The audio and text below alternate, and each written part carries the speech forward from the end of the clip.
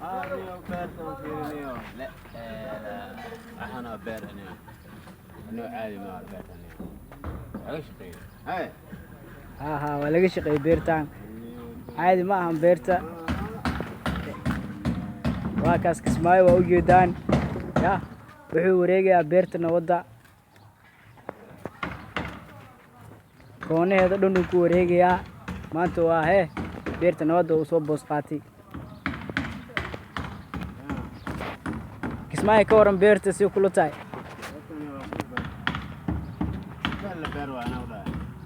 beel kala jirmiya beertan waa qurux badan tahay ka faalo beerta meeqa qarasha ka baxay